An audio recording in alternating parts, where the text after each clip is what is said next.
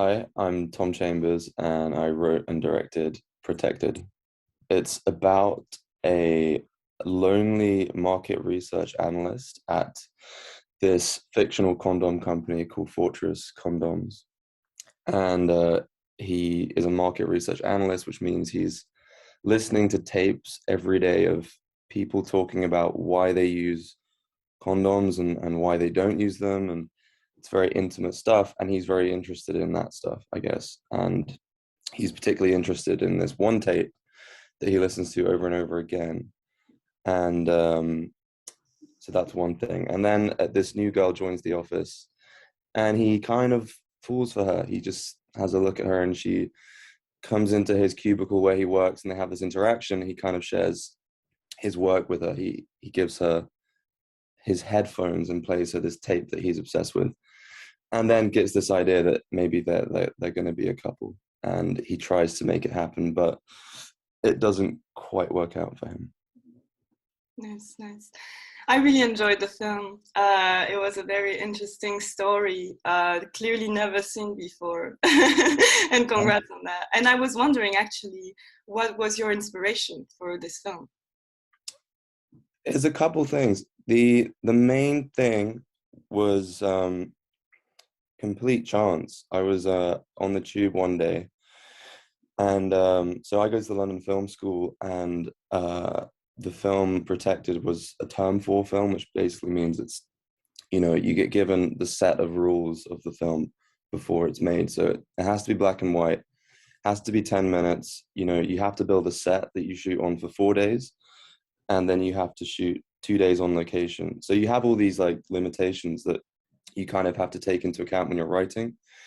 And I was writing this other script that wasn't working, and I was on the tube one day, and Piccadilly line, and I was sat there, and then it pulled up at a station, and the doors opened, and I saw an advert for skin condoms, and I immediately just had this idea of like, well, a group of people had to sit around all day talking about condoms and how they could sell condoms, and what if someone in that room was like, originally the idea was, what if someone in that room was grossed out by the idea of sex, and was like scared of it or didn't like it, but somehow found himself working in a company where he had to talk about these things all day. And then the idea just kind of evolved from there, where it became less about sex and more about intimacy, or the idea of wanting to be with someone, which I guess, is something that's everyone has to consider in some way, and has ideas about. Everyone has ideas about who they want to be with, or what kind of intimate relationship they want. And I guess also living at a time when it was maybe more difficult to do that, during COVID. I guess there were some COVID ideas in there. I didn't want to make it a COVID film for sure, but I guess I was drawing from those things as well.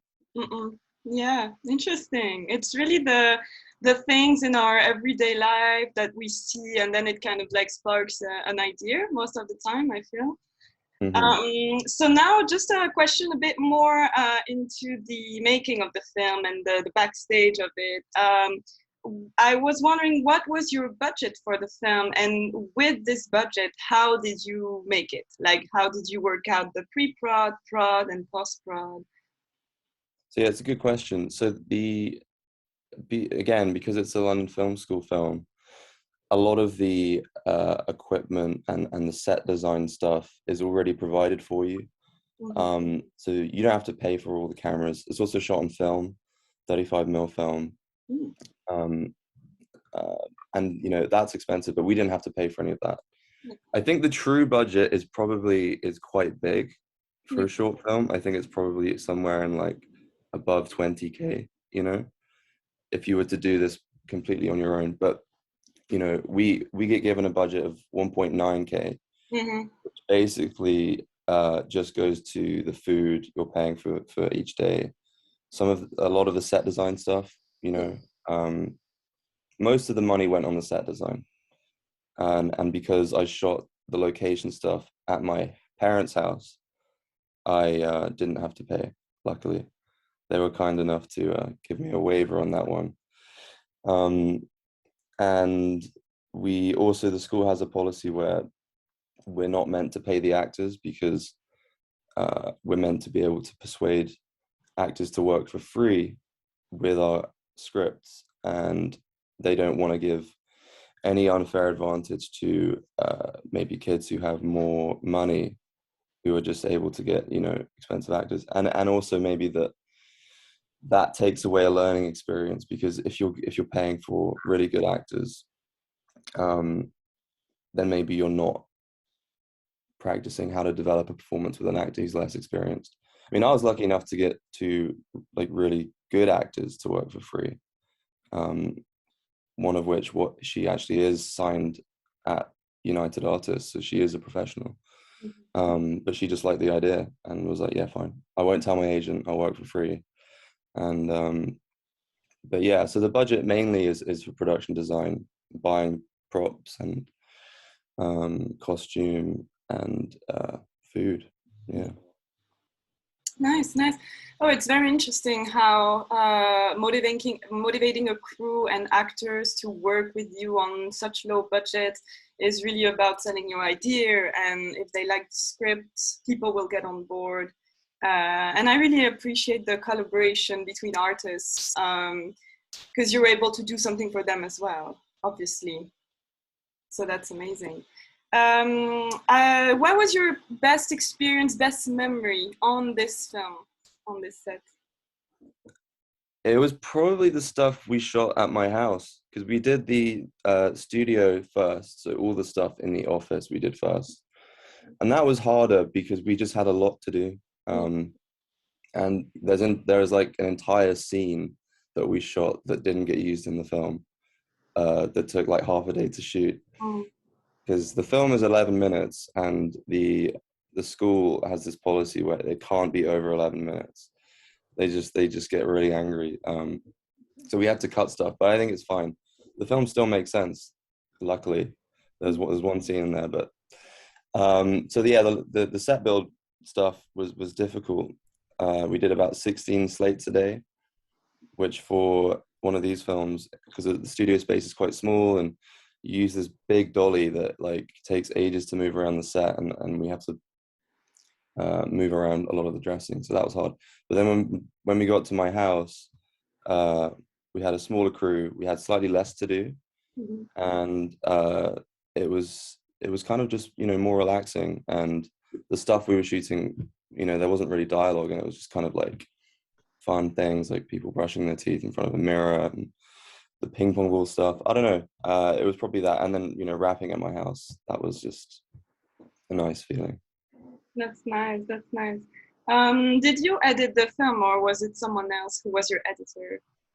So I had an editor, but we very much did it together. She did an assembly cut completely by herself, and then after that I came in, and because so with these films you have a limited amount of footage, so you don't really shoot coverage Mhm. unless, I mean, some people do, but I kind of didn't do that, so that the film was basically shot to be edited a very specific way. Um, so then we just kind of worked with that, and but yeah, no, we did collaborate though. It was a good um, time doing that. Mhm. Nice, nice. Yeah, I guess on independent productions, the director has such a big role of being present in pre-production, doing all the organization with his assistant and the producer. And then you still have quite a lot of work in editing, just making sure that everything suits your vision. And It's that true. happens a lot, yeah, on It's independent. like it's weird because, you know, every film I've done before this one I've edited myself, Hmm. and I think of the edit very early on. You know, when I'm designing all the shots, I'm thinking about how it's going to be cut. So it was strange because I'm used to just doing the film and then getting into the edit room, and then it's like that's when my communication with people is like finished. And this is the first time when it was like, no, I still have another huge thing of communication, 2 weeks of communication to do, because it's like the picture edit, but also the sound edit, and there was a lot of like things with sound that, you know, until, because we have a final mixing session with someone in a professional sound studio, and it wasn't really until then that the film kind of felt the way it should, because there's things like when the two condoms on people on Eva and Alex's head, they're touching and they gradually put it sort of echo out. And that was like a thing I'd had in mind for a while, but didn't get finished until like the very final mix. And it's those things that kind of make the film a little bit different, I think. But yeah, it was a good thing. I think I would definitely suggest to anyone directing with an editor that have a good conversation with the editor kind of before the edit, just so that you kind of make your life a bit easier, you Mhm. know. It is a lot about communication, of course. Mhm. Of course. Well, I have one last question for you, and it's simply, what are your plans for the future? I'm making one more film at film school. Mhm. I don't know what that's going to be yet. I have until December to kind of decide on the story.